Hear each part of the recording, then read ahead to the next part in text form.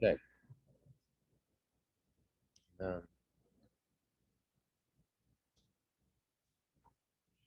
okay. So, I really have a packed show today, which I think is going to be very interesting. And then we're going to send the schedule for the summer, which classes we're doing only Zoom, which we're going to do hybrid in person and on Zoom as well. We're going to send that in the next couple of days. Okay, so everybody know the whole plan for the summer. Okay. So the people on Zoom, can you see the slide? Okay, good. I don't know. Let me just minimize this and okay. So we're going to do it a tiny bit different today. I'm going to explain certain couple of concepts first, and then we're going to jump into the story where basically we left the story last time. The concept of Geulat Dam or Goel Dam, okay? That's a practice. First of all, in English, the name is blood, what? Feud? That's the name? That's the term? Feud? Yeah, blood feud. With a cycle of retaliatory violence with the relatives or assassins of someone who has been killed or otherwise wronged or dishonored, seeking vengeance by killing or otherwise physically punishing the culprits of the relatives. It's a practice that we see also in the Torah. Blood revenge, okay?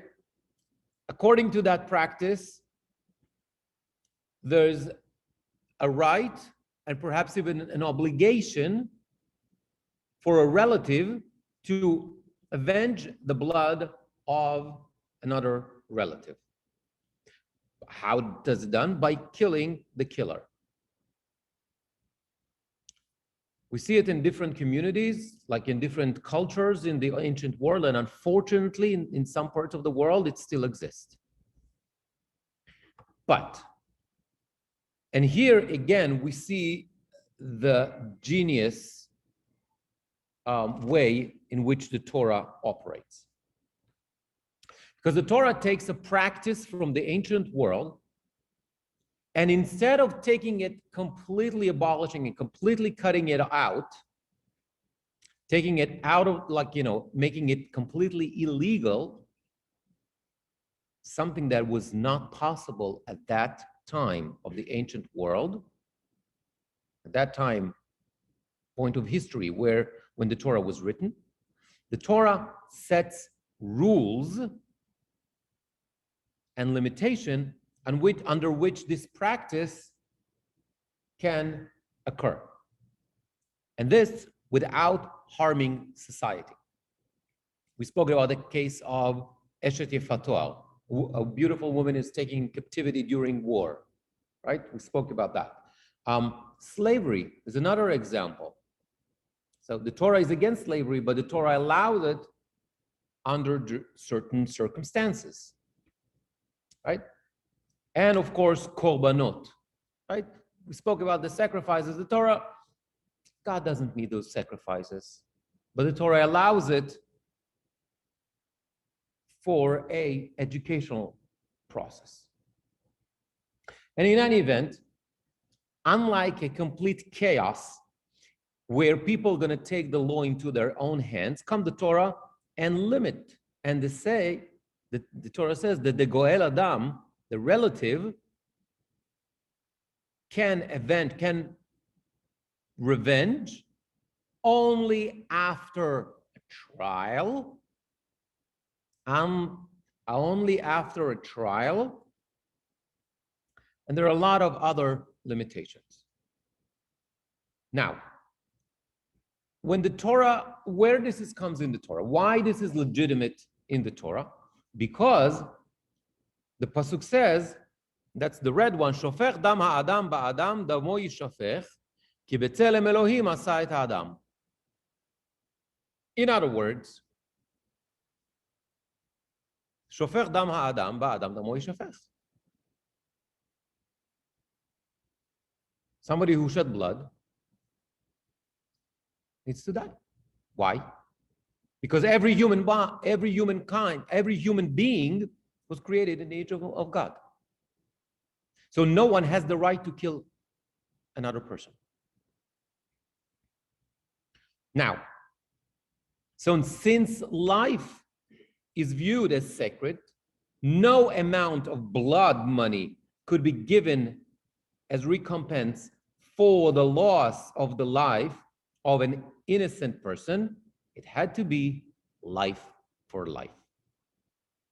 Now, in ancient Greece, the practice of personal vengeance against wrongdoers were considered natural and customary. And here is John Griffith in his book says the following: embedded in the Greek morality of relations is the right of vengeance.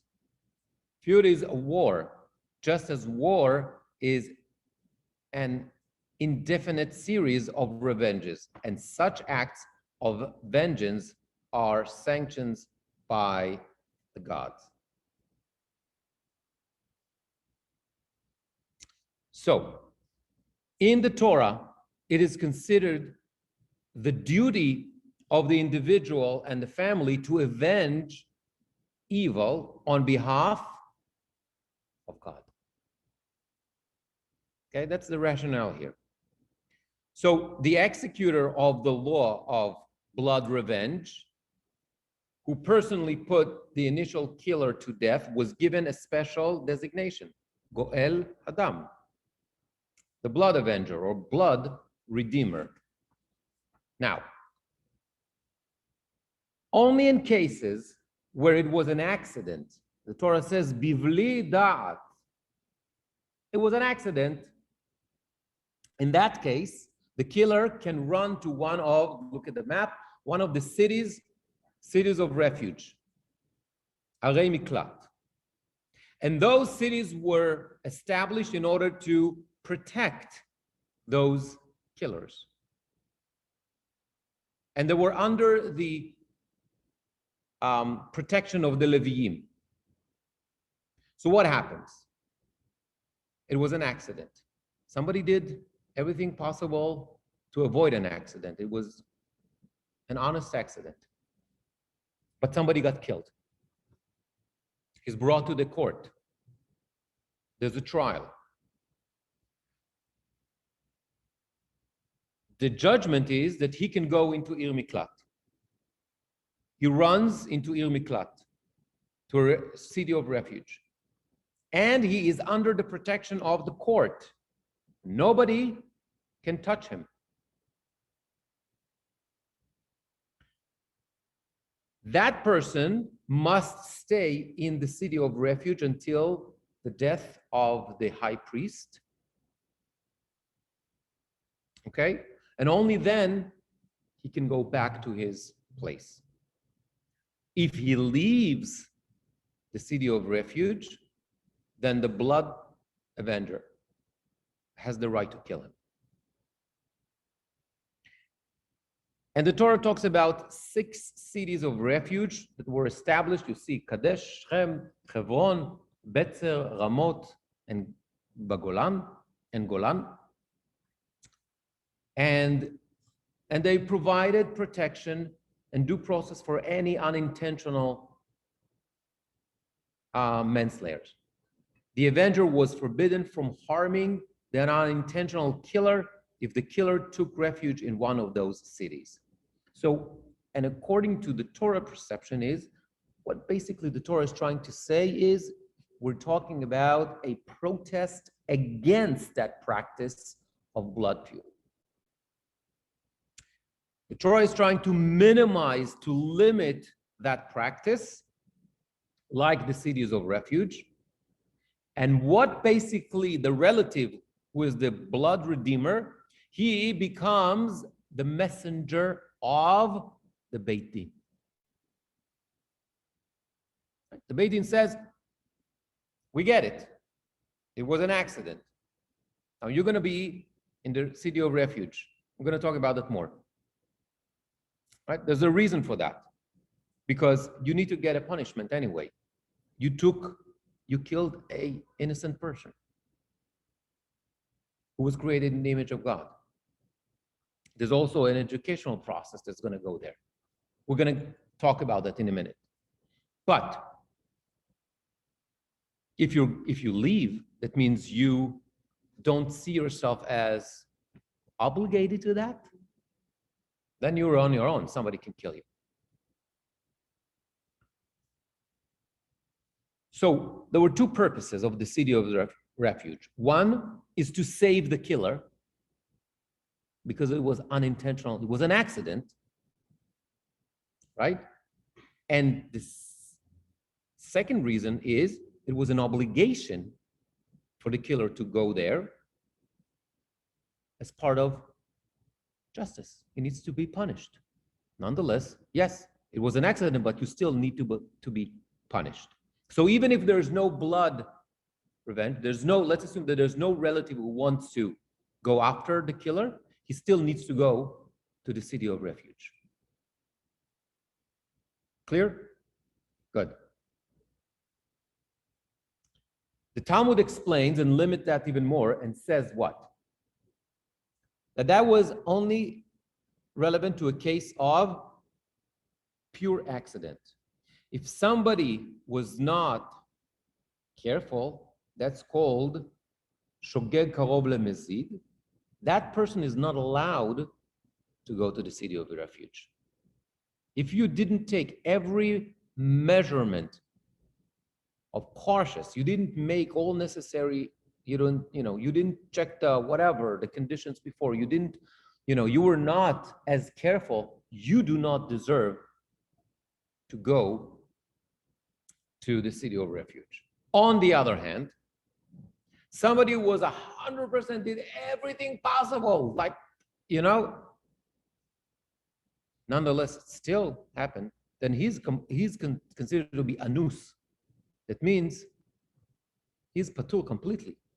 If I did everything possible to avoid, let's assume that I'm doing some construction. Okay? Let's assume I've done everything possible to make sure that this is a safe environment. Not only the minimum, not only what's required by the law.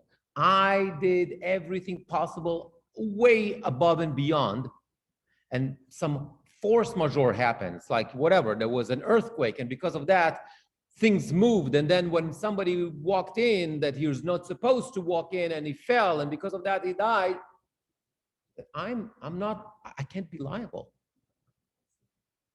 That's an act of God. Okay, all this terminology is clear, right? Good, moving on. Back to our story. Last week we spoke about the rape of Tamar by her brother Amnon. After Amnon rapes Tamar and he kicks her out of the room, she doesn't keep it inside. She screams, she tears off her gown, and she wants everybody to know what happened. Her brother, Absalom, asked her whether Amnon is the one responsible. And in the next 2 years, Absalom carefully planned how to revenge and how to hit Amnon. While David, their father, is in depression, if you remember, the baby that he had with Bathsheba just died. So he's still in depression, he is in mourning, self-pity because of the sin with Bathsheba. He's kind of like, right? And he is passive. He doesn't do anything to rectify the situation. Absalom takes his sister Tamar into his house. And it says, "Velo diber lemera ve'atov." He doesn't do anything. Absalom doesn't do anything to Amnon. He doesn't talk to him. Nothing. The opportunity arrives two years later. Just going to move that. The opportunity arrives 2 years later while shearing the sheep. Absalom invites all the children, all the king's children for the celebration, and also David to celebrate. He knows that David is not going to come because David is depressed and he's not going to come. And therefore, it was very smart. He goes to David and he says, if you're not going to come, please send Amnon on your behalf. Amnon is the eldest. He is theoretically the heir to the crown. So please send Amnon on your behalf. And David says, okay, sure. Because David has no idea what's going to happen. And during that time, Absalom commands his servants to kill Amnon when he is drunk. Everybody obviously gets drunk in those parties. And that's what they do. And of course, that's the end of the party. Yes, Maxine? Did Tamar have a child from this? We don't know. No. No. No.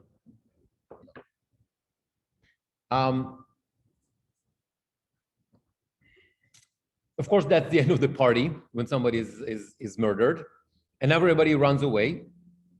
And the rumors comes to David. And the rumor is actually, all your children died. And of course, he tears up his clothes and everything. That obviously a false information. They said that Absalom killed all his siblings, which is not true. And then comes Yonadav. You remember Yonadav? Yonadav is the guy, the cousin / friend of Amnon that told him what to do. He comes to David, and that's actually his revenge, because he didn't know Amnon is going to rape his sister. He just was trying to help Amnon create a scenario in which Amnon and Tamar can be alone. And he comes to David, no. It's only Amnon that is dead, not everybody else. And he kind of like the way he say it, it's only Amnon. It's like we understand that that's his revenge because he was very furious with Amnon. And what happens is that Absalom runs away to his grandfather in Geshur. His grandfather is the king of Geshur in the northern, where is basically the upper Galilee and Lebanon, like that area. It's a tiny kingdom. David married, will come to me, the king's daughter as part of political arrangement, and Absalom was their son. So he goes to his grandfather and he sits there for 3 years. And that's the time that David is mourning for the death of Absalom. Okay? So everybody understand the timeline. Okay? I just said it, but this is the timeline. Now,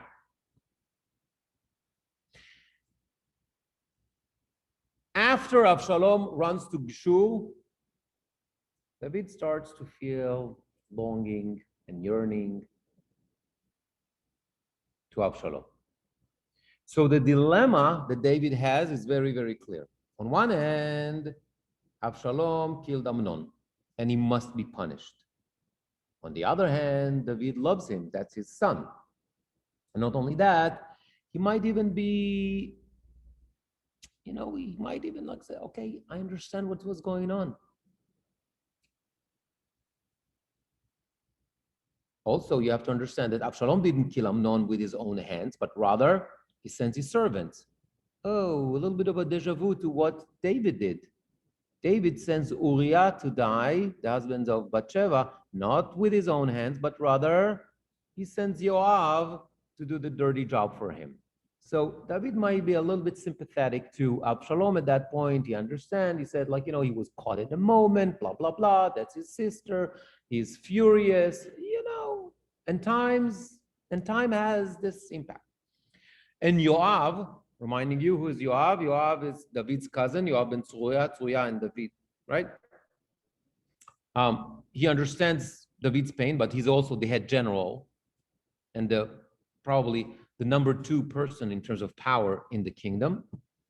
And he's trying to, you understand what's going on, that David wants to see Absalom, but he try to find a solution.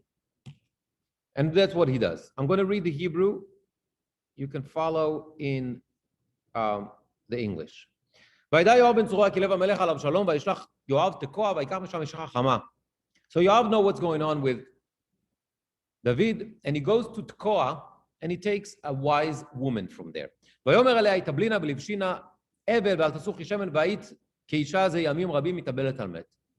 He takes that woman and tells her, I want you to pretend that you are in deep mourning. And you're going to go to the king, to David, and you're going to tell him the following. And Yoav told her exactly what to say. And she comes before the king and she says the following. Okay. What do you want? The king said to her, what brought you here?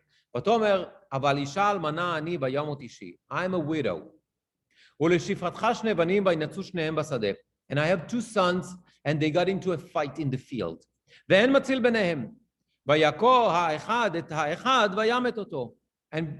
while they were fighting, one killed the other. And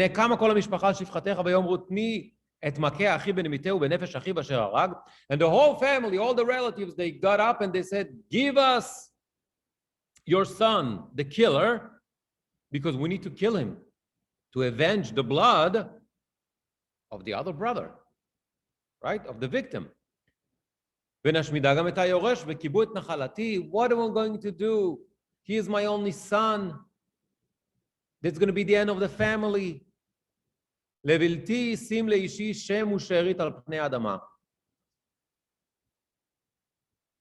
to be the end of the family. There's not going to be any continuation.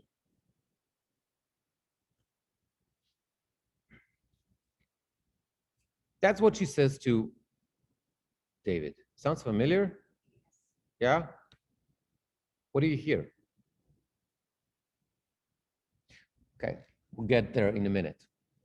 And David, so there's a whole back and forth dialogue between David and that woman. So she speaks, right? And then David says, I'm in the third line, kind of a brownish, whatever. Go home and I'm going to tell you what to do. And then she doesn't give up because she's on a mission, right?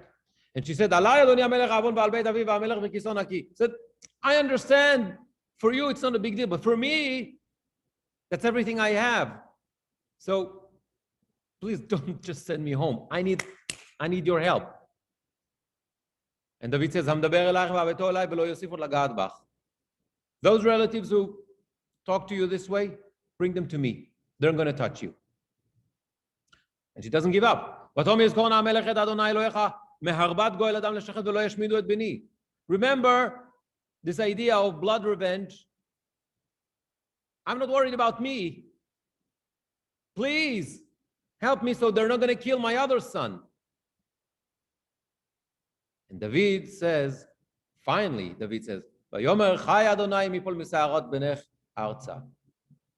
I'm responsible. Nothing, no wrong is going to happen to your son. He's under the king's protection. Then she tells him the truth.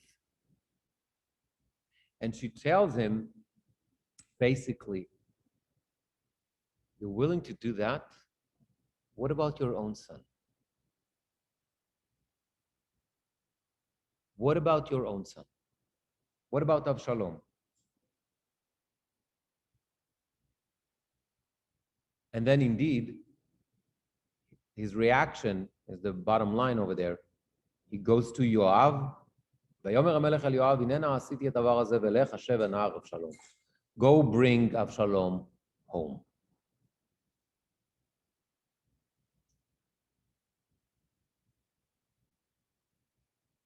So we saw that technique. It's called the mashal shiputi, whatever. We saw that technique already with Natan. We saw it in other incidents where, you tell somebody a story, especially the king, you expect him to give a verdict. And when he makes the verdict based on what he hears, they tell him, well, that applies to you. That's you. It's not some other people. It's about you. And of course, he has to implement it. The story of the Tkoit, of that woman of Tkoa, what does it remind you? Yes. The story of Cain and Hevel. The first murder in the Torah. So first, let's take a look at the similarities. Oops, let me just move this.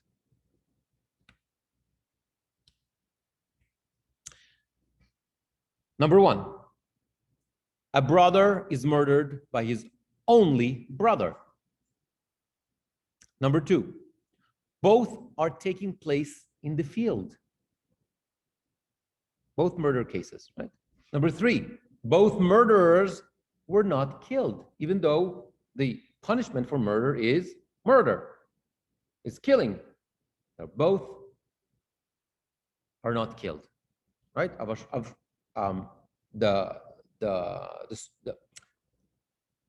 The woman's son is saved by the king, right? And Cain, his life is spared by God. God doesn't kill him.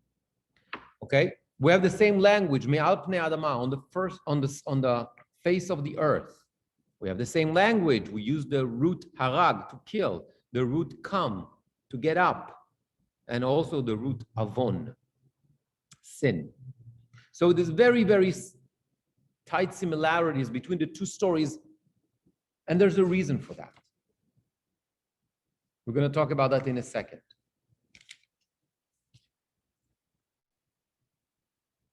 We said that Yoav is the one that tells her what to say, right?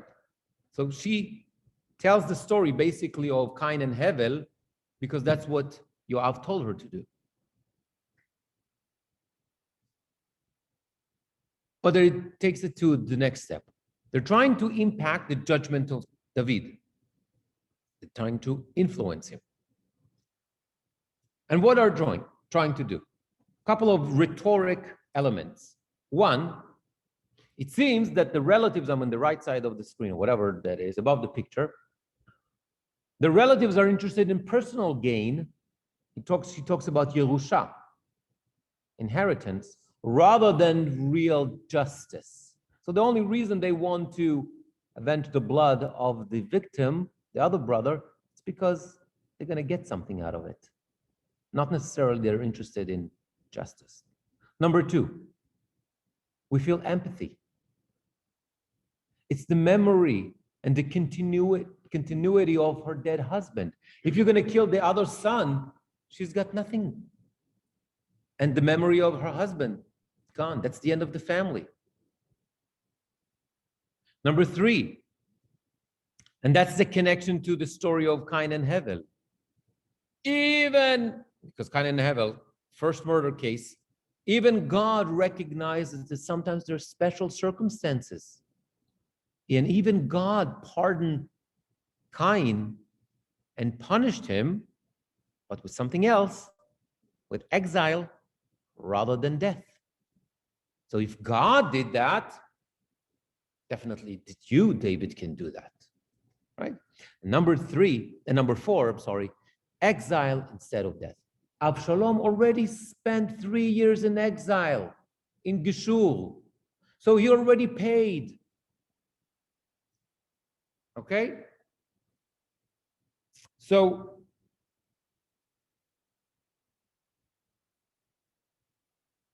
but that's what Yoav is trying to do in order to convince David, and it worked. But if we look at that, actually, at a closer look, we see that, I just want to see that everybody's here. Yeah. At a closer look, we see that it's actually not exactly the same. Why?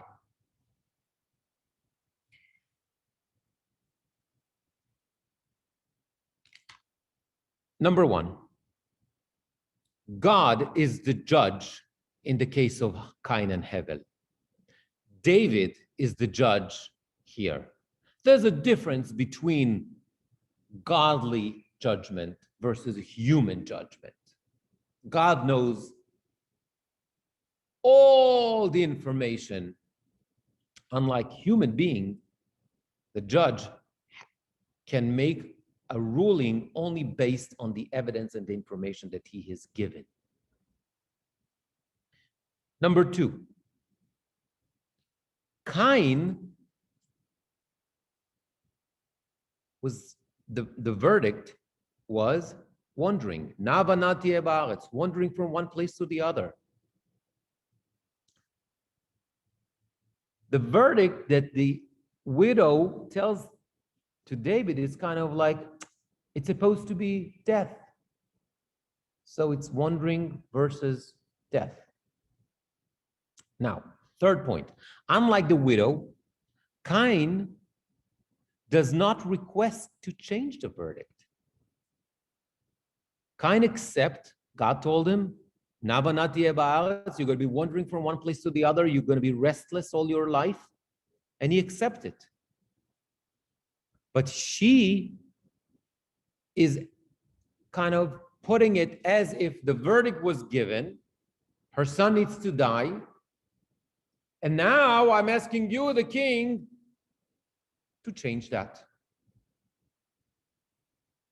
And the final point is the punishment.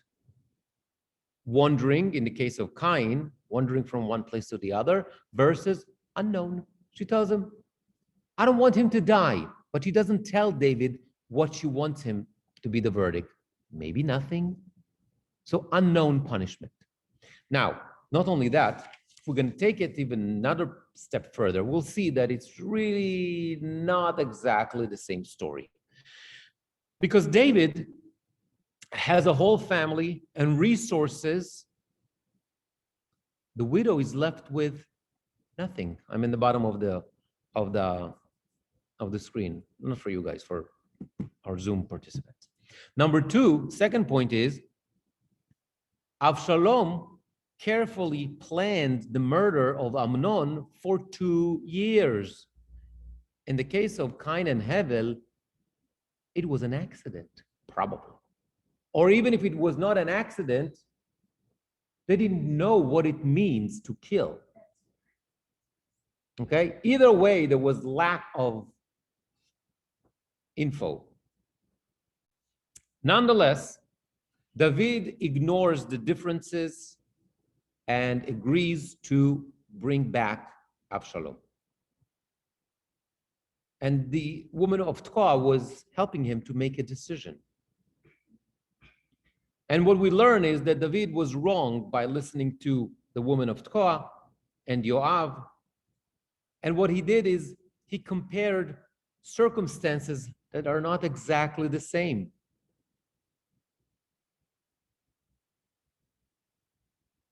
And it seems that David himself, even though he sent Yoav to bring Absalom back, he didn't really feel comfortable with that.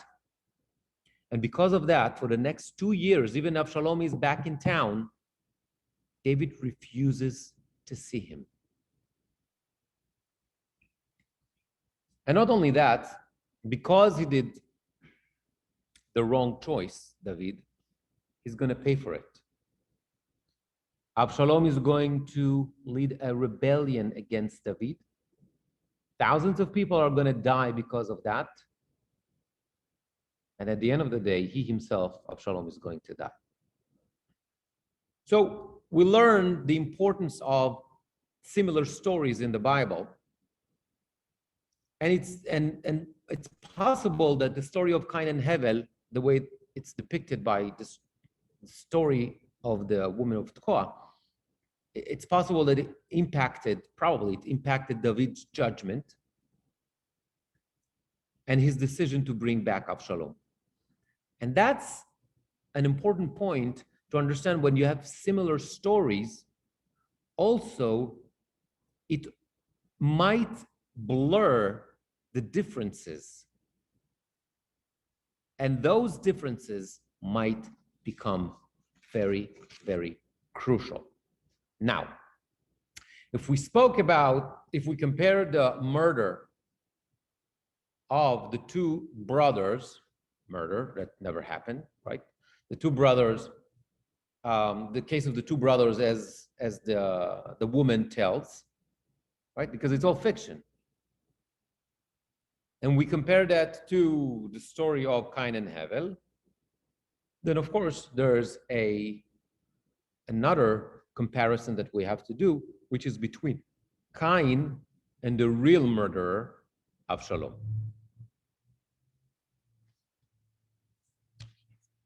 Okay.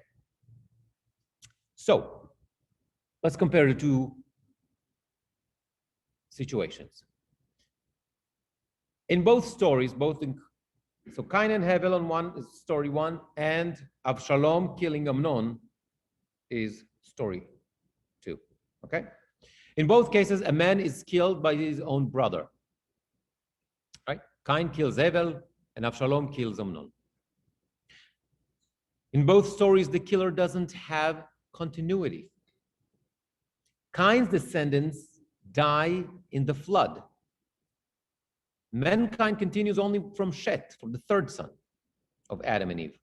And Absalom has no sons. Right? Okay. Both are eldest brother, therefore expected to replace the father. Right? Cain is the firstborn, and Absalom is the oldest after Amnon dies. He was number 2. A third younger brother is actually going to eventually become the chosen one. Mankind continued from Shet, the third brother. And who becomes the king? Solomon. Both run away after the murder and end up in exile. Cain becomes a restless wanderer, and Absalom stays in Geshur for 3 years. Both have some sort of a physical characteristic. Cain, God gives him a mark, right? Remember that? So go back to the book of Genesis, right? Cain is afraid that he said, "V'haya kol motzi yargeni." Cain says to God, "Everybody's like, anyone who finds me going to kill me." Why? To avenge the blood of Hevel. God tells him, "I'm going to give you a sign. Lachen kol horeg Cain shivatayim you come. I'm going to give you a special sign that nobody's going to touch you." Right? Remember that. Okay? In art is actually some of the Renaissance painters did that as a mark of a Hebrew letter on his forehead or whatever. But it was some sort of a mark that God gave him. Tattoo, okay? Yeah. And Absalom, what's the characteristic, the physical characteristic of Absalom? His hair.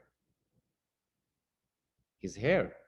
There was like a whole thing about his hair, that he used to cut his hair. It was like a whole celebration because he had such a long, beautiful hair. Okay? And at the end, both are killed and not die from natural causes. Cain, according to the Midrash, is killed by Lemech, by accident. And Absalom is killed very much deliberately by Yoav at the end of the rebellion against David. Okay? So these are the similarities. But there are also major differences between the two. In the case of Cain, it was an accident. In the case of Absalom, it was pre-planned murder. In the case of Cain, it was an everlasting, difficult exile. It was a lifetime of wandering from place and being restless. What about the case of Absalom? Well, he ran to his grandfather and lived in the royal palace for 3 years. Not so terrible. Spending some quality time with grandpa. Okay, next. Cain's mark was added as a result of the murder, but Absalom's hair was always there, at least since he was born. Cain's mark, something that is foreign, something that was done by God. But Absalom's hair is part of who he was. Cain's mark was given to prevent death, but Absalom's hair caused his death. You remember what happened to Absalom? His hair caught in the branches of the tree, so he was stuck from his hair between heaven and earth, so to say, right? He was held by his hair that got caught in the branches of the tree, and when he's stuck up there on the tree, Yoav comes and kills him. Okay? Cain's repent was authentic, but not Absalom. Absalom waits in patience, and then he rebels against David. He sleeps with David's concubines. He's trying to take over. Because of him, thousands of people are gonna get killed. He didn't really do tshuva.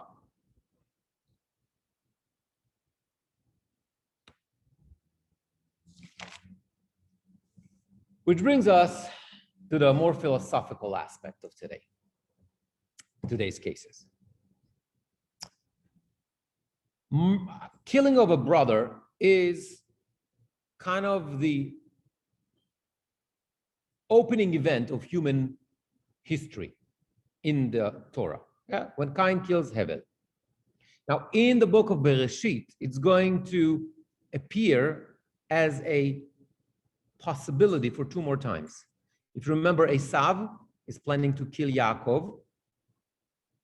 It doesn't happen because Yaakov runs away to Haran. The brothers want to kill Yosef. It doesn't happen because Reuven tried to save him and he ends up being sold to Egypt. In addition to that, in the book of Judges, we find Avimelech kills 70 people. That's his brothers, his own brothers. And only Yotam is saved, the little one. Later on, after the case of Absalom, and what we discussed today, there's another one in the book of Divrei Hayamim. We read about the king, Yoram ben Yehoshaphat, the king of Yehuda, kills all his brothers as well. Now, murder is the worst sin, period. And the verdict for that is death. And the responsibility is on the family, on the relatives. Geulat dam, that's what we said in the beginning. Obviously, after trial. But the responsibility to avenge the blood is given to the family. What happens when a brother kills a brother? Well, it's still a murder. It's even worse because it's your own brother. It's not a stranger. But here we have a paradox. Avenging the blood of the killer means also killing the killer. Killer, another son, another member of the family.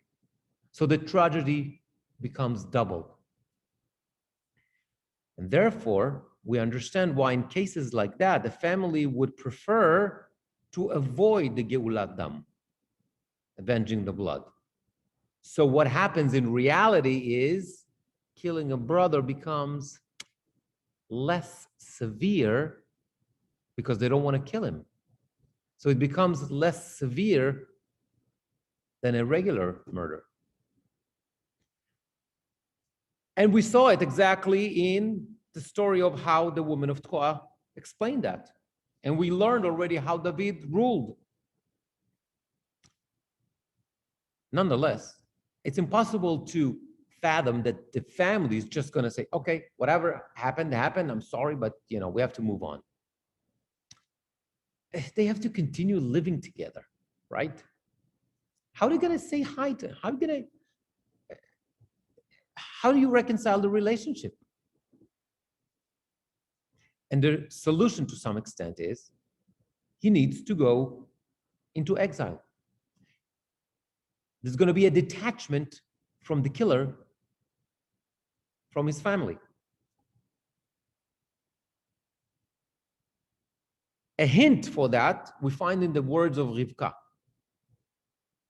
When she speaks to Yaakov and she tells him, run to my brother, to Haran, because your brothers want to kill you, Esav wants to kill you, she says, Lama eshkal gam shneichem yom echad. Why would I lose both of you in one day? What do you mean both of you? If Esav is going to kill Yaakov, it's only one person who's going to be dead. So why she says, I'm going to lose both of you?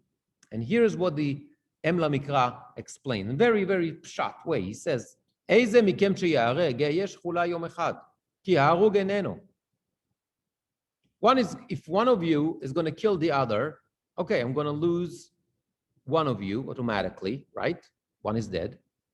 Ki harug eneno. Ve'hareg et achiv sanu be'enai kezar ve'oyev. However, the other one, the killer, is going to be hated. He's like an enemy. He's like dead to me.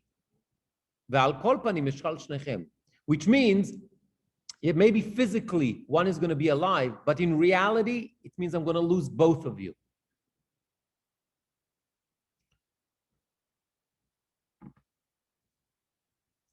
Another way to look at that, another hint, we see it also in what Chava says.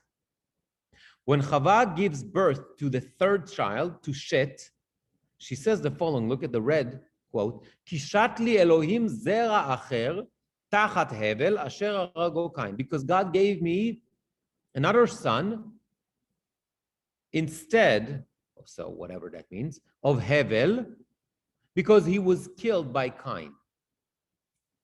What do we need the three words, the last three words of the pasuk? We already know that Cain killed Hevel. So what exactly she's saying there?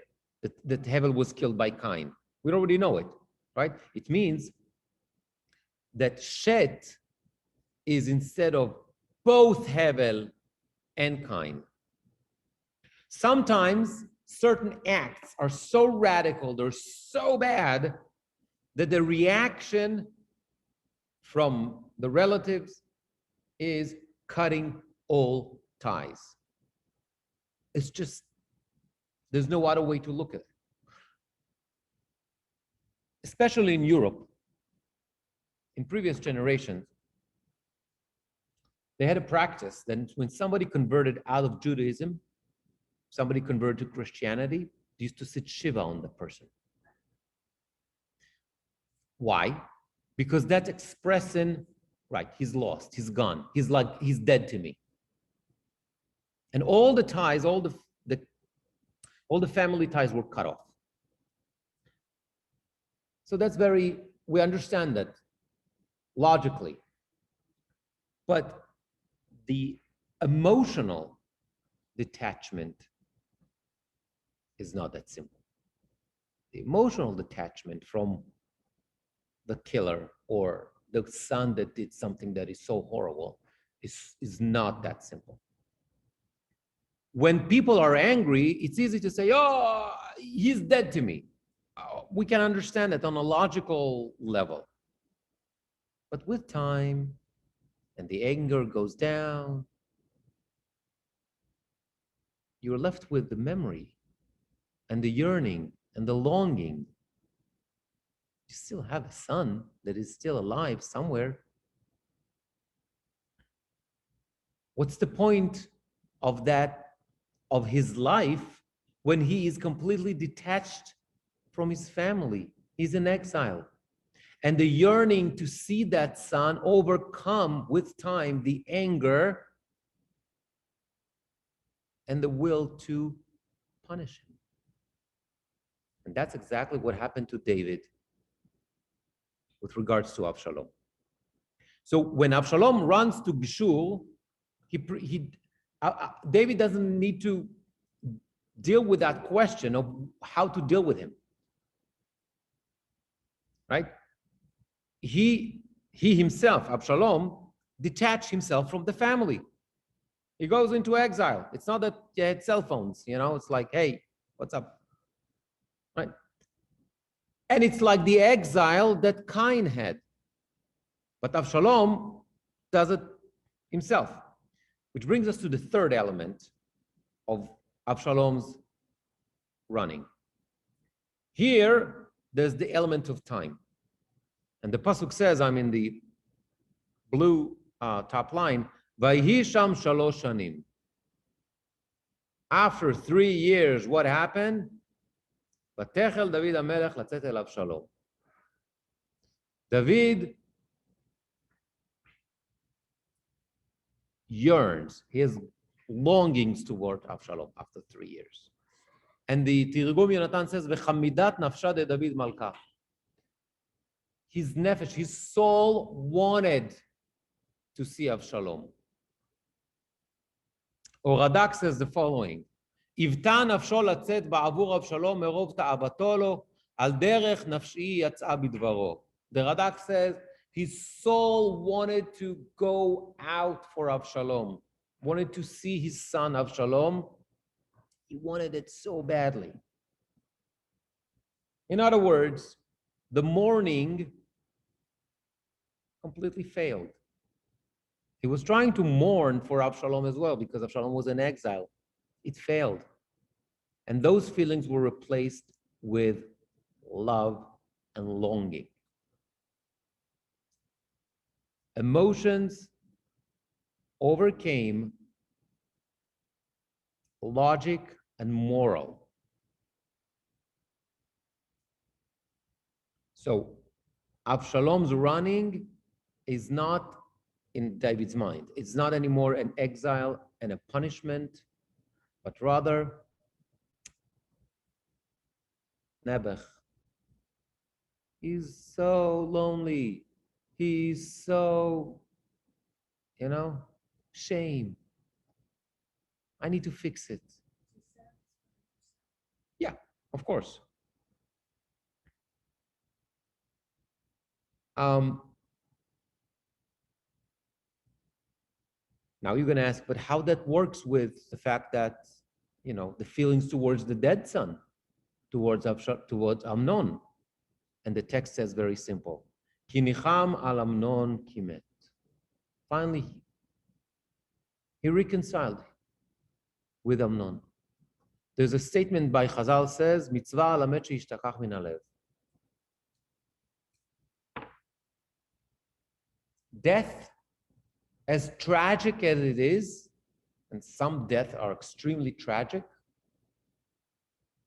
we as human beings, somehow, some crazy way, we just find the ability to cope with that somehow and to move on with life.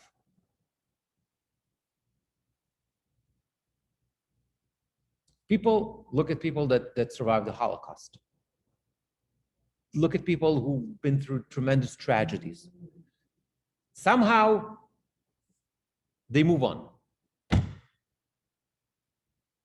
Crazy. But they move on.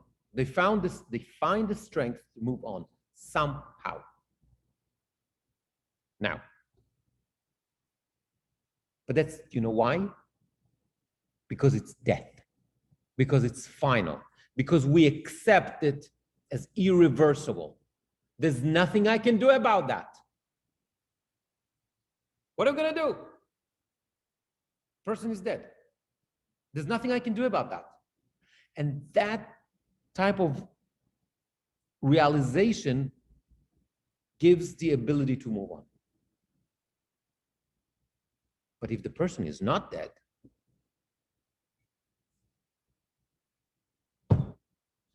then it's a different story.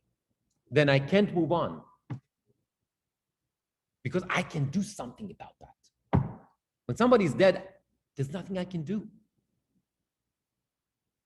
It's final. Whether I like it or not, there's nothing I can do. I can't change that. I can't undo it. But when somebody's alive, that's a different story. I can do something about that. And because I can do something about it, I can't let it go. So, let's summarize. There are 3 stages here. First is recognition. David needs to recognize that there's a rift between his sons. One son is dead as a result. That's a fact. Stage 2, attempt to adjust. He needs to somehow adjust to this exile of Absalom, this detachment from Absalom through a process of mourning. That's a stage that's something that goes over, that goes over for 3 years and failed. And because of that, we have the 3rd stage. It's the longing. And all those feelings that he had is being replaced with longing to Absalom. To that extent, even Yoav noticed that. Right? Remember this, the pasuk there? Ki Yoav knows Ki lev hamelech al Absalom. That David thinks of Absalom.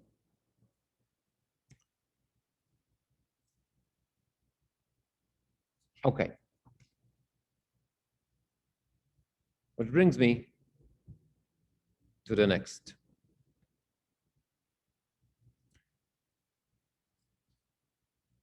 The Bat is an 80-89 short story by Anton Chekhov about a banker and a young lawyer who make a bet with each other following a conversation about whether a death penalty is better or worse than life in prison. One of the participants says, I think that death is moral and more humane than in prison because capital punishment kills immediately, here you see it in the bottom, whereas lifetime in prison does so slowly.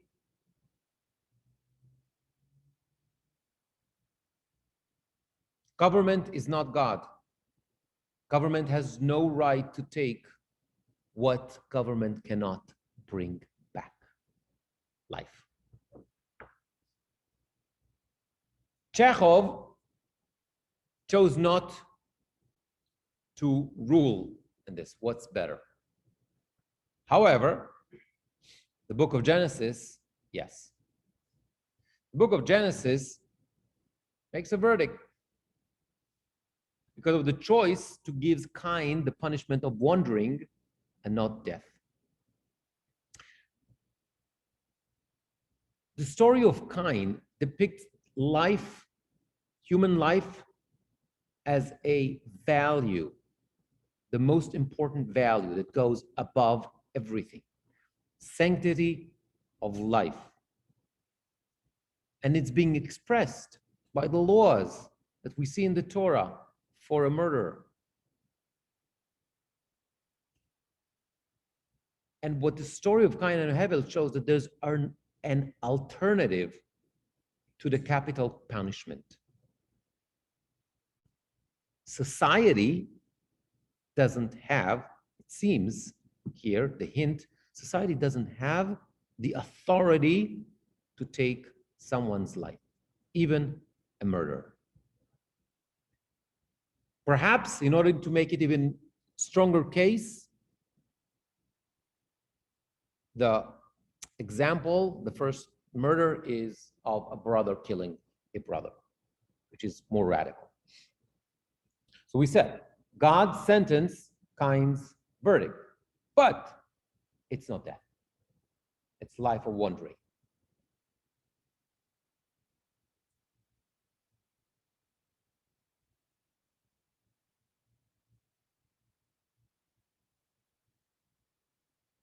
So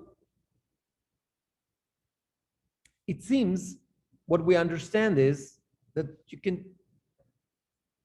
there are mixed messages from the book of Bereshit here, from the beginning. On one hand, the sanctity of life is such an important value. It means somebody who takes life, shofech dam ha'adam ba'adam damo yishafech, as we said before, somebody who takes life deserves to die.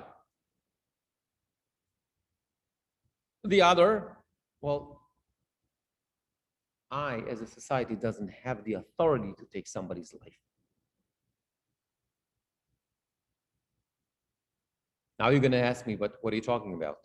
But there is capital punishment in the Torah. So what are you talking about? The Torah kind of sends us a hint that it's not there, right? Look at this top quote over there. The Mishnah says, Sanhedrina oreget echad, you can see the English in the bottom. Sanhedrina oreget echad b'shavua, meaning in 7 years, nikret chavlanit. A Sanhedrin that ruled a death penalty once in 7 years is characterized as destructive. Rabbi Elazar ben Azariah omer echad le-70 shana, even once in 70 years, still considered to be a destructive Beit Din. Rabbi Tarfon takes it another step, Rabbi Akiva, and they say the following, if we're the judge, if we were sitting in the court, we would never verdict that way. We would never verdict capital punishment.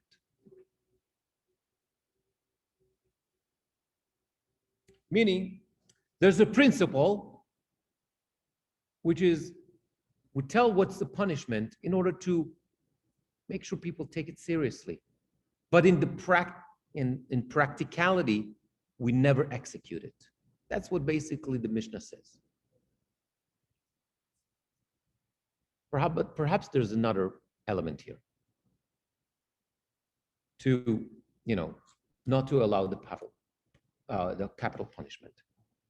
When you kill somebody, that's the end of it, right? And that's the end of taking responsibility on his actions.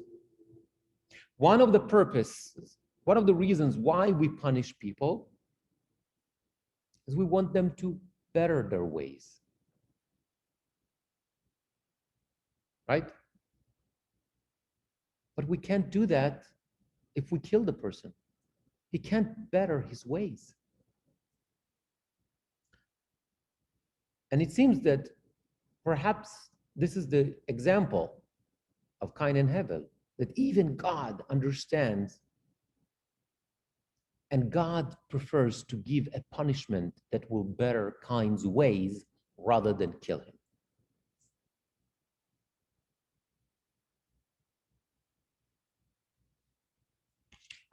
Which brings me to the very last point.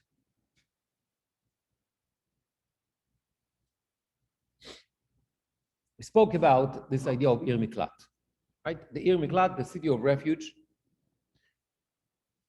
And we read it at the top pasuk in the black, the quote in Parashat Masei, Ki atem ovrim et hayarden artz haknan, when you cross the Jordan, you go into the land of Israel, Bikritem lachem arim, arei miklat tihena lachem, venas sham haratzeach, makeh nefesh b'shgaga. You're going to establish those 6 cities of refuge. The Torah says, and we said that what? Somebody who killed, way of accident, goes to Ir Miklat. Okay. But the idea of replacing death punishment and Ir Miklat as a form of exile appears already in the very first murder, as we said in the story of Cain and Hevel. Fine. Right?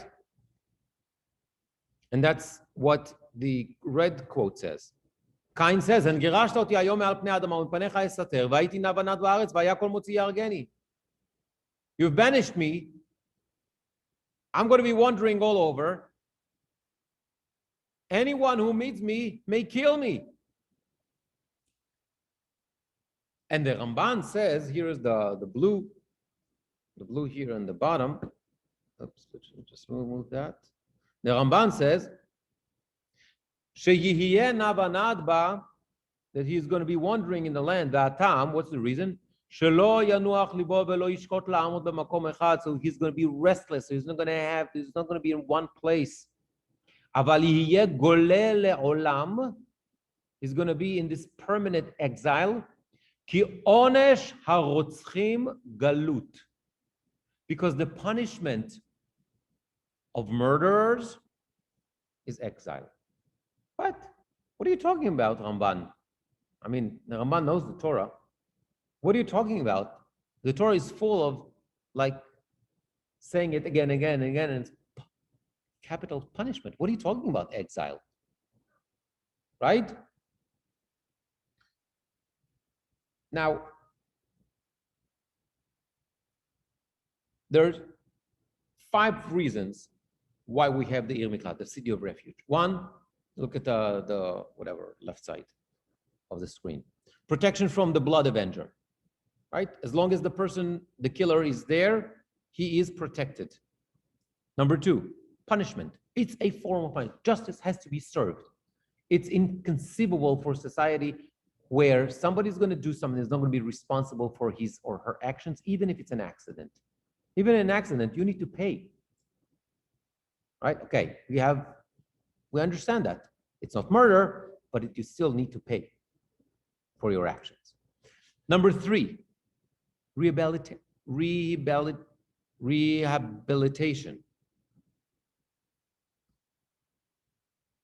The people that live in the Arei Miklat, in the city of refuge, are the Leviim, are the religious elite. They're the educator. That means what? Being there with these people going to show him a different aspect of life, a different side of life, holy life, that's going to help rehabilitate that person.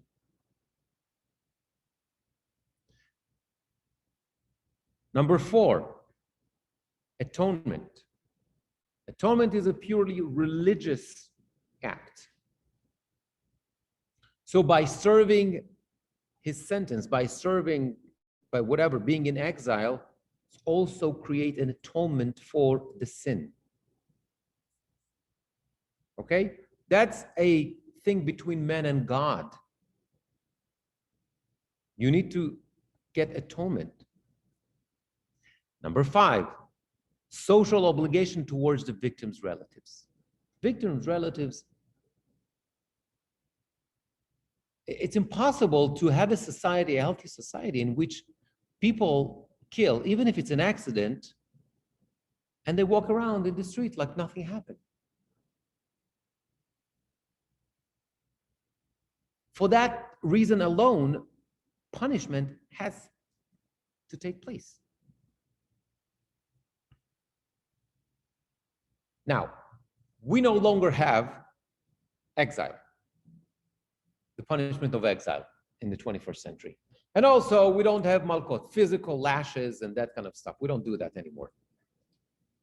And also, most cases, most countries at least, we don't have the capital punishment as well. Some states here in America still have it, but in Israel, no. I mean, theoretically, yes, but only against Nazis, by the way.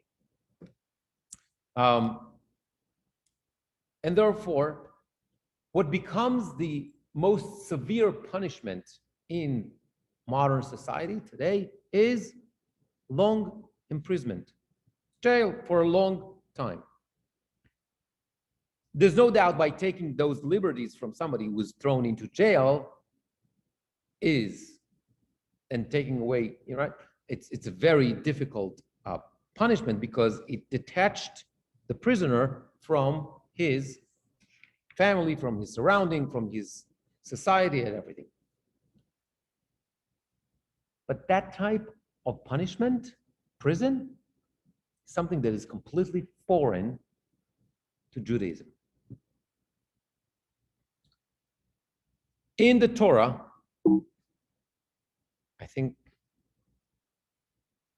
in the Torah, there's no mentioning of prison. Yes, we talk about prison, but not in the Jewish context. Yosef is thrown into the prison, but that's an Egyptian prison, right? So according to Judaism, punishment has to be difficult, short, like clashes, for example. And it has to be a one-time thing. It must detach the prisoner or the felon from his surrounding, from his society, and allow him to rehabilitate later on back into society when the legal process is over. And the Rav Hirsch explained it very clearly. Look at the top. עונשי המאסר על כל אובדן התקווה והשחתת המוסר אחורי חומות בית הכלא, imprisonment in jail, על כל היגון בהנחה שהם מביאים על אשתו ועל טפו של האסיר, אין להם מקום בתורת השם. Prison is foreign to Judaism. לא יכירו מקומו בתחום ממלכת התורה. אין בו משפט התורה, אלא מעצר וחקירה, וגם זה לתקופה קצרה. It completely goes against the principles of the Torah. Let's compare for just a second what happens in the city of refuge versus in prison. In prison, the prisoner is being cut off from his family. But in the city of refuge, he remains with his family. The family can come and live with him in that city. In the case of prison, the family is also imprisoned because they're not physically in the prison, but they can't move on with their lives. They're stuck. But in the case of the refuge city, the family stays as a whole. The rehabilitation is harder in prison because people around you are felons, convicted felons. And you don't have the family support that is so important. But in the city of refuge, the family helps in the rehabilitation. In prison, you have a life of boredom. But in refuge city, it's a life of productivity. You have to work and earn. You have the positive influence in the city of refuge because of the Leviim, the elite, the spiritual leadership, the education. However, in prison, you have bad social influence. So exile is not what they used to do, what the English people used to do, sending criminals to Australia, in the old days. Exile, when the Torah talks about it, you send it to a place where there are very high values of morale, society, good society, which is the foundation. It's we're talking about a educational, a pedagogical concept in which we say that we want the killer to rehabilitate, go back to life and go through rehabilitation.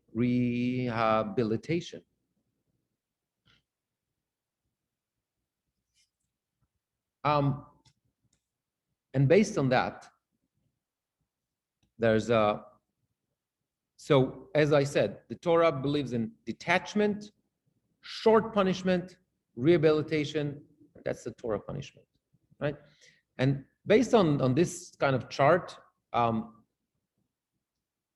very interesting fellow, Rabbi Dr. Itamar Verhafting. His grandfather was the first minister of religion in Israel. His grandfather was one of the people that actually signed the declaration, the Megillat Ha'atzmaut, the Declaration of Independence of Israel in '48 with Ben Gurion. But he's a fascinating fellow himself. Teaches in Bar Ilan. He's a professor of law in Bar Ilan University. Very interesting guy. And he wrote a fascinating paper saying that in Israel, perhaps the right way to go, not always, but we should consider some sort of something like a city of refuge instead of prison. I'm just going to translate it very loosely. That's the kind of like couple of quotes from that very long article that he wrote. We should follow that model of the city of refuge. You should have those places like little villages or something like that.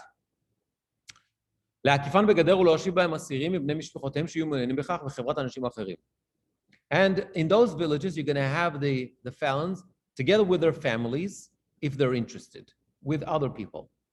Those people who sent to those villages as a punishment is not allowed to leave the place without a special permission until the end of the sentence or until the president pardoned them. The option of pardon gives the felon hope to leave that village. And that hope gives him life and expands his discipline and prevents him from trying to run away. Those villages should have industry and workshops in order to enable those prisoners to make money and to be creative so they're not become a burden on society. He develops that, in like 20 pages, whatever, but it's a fascinating idea, and it says it's the Jewish way, it's the right way, it's the Torah way in the state of Israel. We should do something like that. Okay, that's that. What?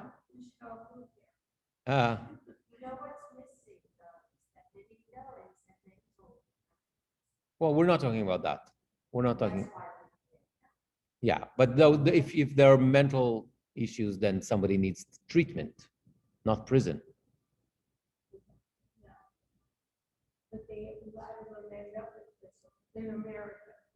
I understand. Okay, so this is our presentation for today. Next week, we do not have a class because I'm going to be traveling, so I can't do even Zoom. But in 2 weeks, it's going to be on Zoom, and I'm going to send everybody the complete schedule for the summer. Okay, I'm going to stop that. And